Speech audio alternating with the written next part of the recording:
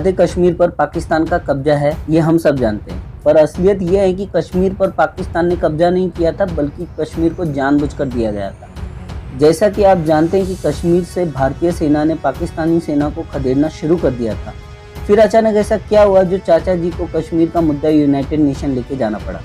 अगर ये कदम पाकिस्तान उठाता तो बात समझ में आती, क्योंकि पाकिस्तान सेना खदेड़ी जा रही, ना कि भारत की सेना। लेकिन यूनाइटेड नेशन में जाने का कदम भारत की ओर से लिया गया, क्योंकि चाचा जी और जिन्ना को पता था कि ये कदम अगर पाकिस्तान उठाता तो सरदार पटेल नहीं रुकते थे जब तक कि वो पूरा कश्मीर ना ले ले। इसीलिए चाचा जी ने चाल चली और इस मुद्दे को यूनाइटेड नेशन ले गए। अब सवाल उठता है कि कश्मीर पाकिस्तान का हिस्सा बना रहे, इसमें चाचा जी का क्या फ़ायदा था। इसमें 3 चीज़ों का फ़ायदा था। पहला तो गिलगिट में बहुत ज़्यादा नेचुरल रिसोर्सेज था। दूसरा, भारत का कनेक्शन तजाकिस्तान से होते हुए सारे सोवियत यूनियन देशों से कट जाता। तीसरा फ़ायदा ये था कि गजवाए हिंद की राह और आसान हो गई। अब मैं आपको समझाता हूँ कि ये कैसे होता। अब इससे हुआ ये कि भारत का जो बड़ा नेचुरल रिसोर्सेज वाला हिस्सा जो देश के विकास में काम आता, वो हाथ से चला गया।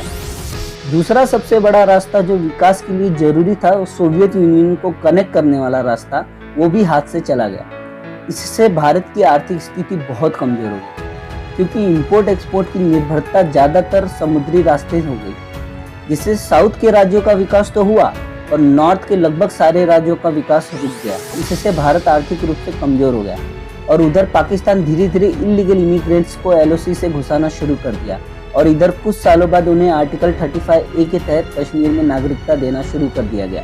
फिर धीरे धीरे डेमोग्राफी बदलने लगी और गजवाए हिंद की तह पर पहला नरसंहार 1990 में कश्मीरी हिंदुओं का कर दिया गया। अब आप लोगों को समझ ही आ गया होगा कि कैसे साजिश रची गई हिंदुओं को खत्म करने की। बची कुछ कसर तो हमारी शिक्षा व्यवस्था ने कर ही दिया है। मजहब के आधार पर देश बटा और 70 साल में फिर आपको विश्वास दिला दिया गया कि हम सब भाई हैं और गंगा जमुना तहजीब है। लेकिन आपको बता दूं कि इस देश में 500 पाकिस्तान बन चुके हैं, जहां पे न तो संविधान चलता है ना तो कोई कानून चलता है। तो आप समझ जाइए कि ये सब क्यों हुआ। आपको लगता होगा कि चाचा जी ने ये गलत फैसले लिए थे, लेकिन उन्होंने फैसले गलत नहीं लिए थे। जो उनका एजेंडा है उनके हिसाब से उनके फैसले बहुत सही थे और एकदम सटीक फैसले थे। जो आज आप देख रहे हैं इतने प्रॉब्लम से वो प्रॉब्लम्स खड़े किए गए हैं, ये प्रॉब्लम्स थे नहीं, इनको बनाया गया है और इन्हें जानबूझकर बनाया गया है, सोच समझ कर बनाया गया। नहीं तो आप ही सोचिए कि आर्टिकल 370 कश्मीर से हटता है और तकलीफ पाकिस्तान को।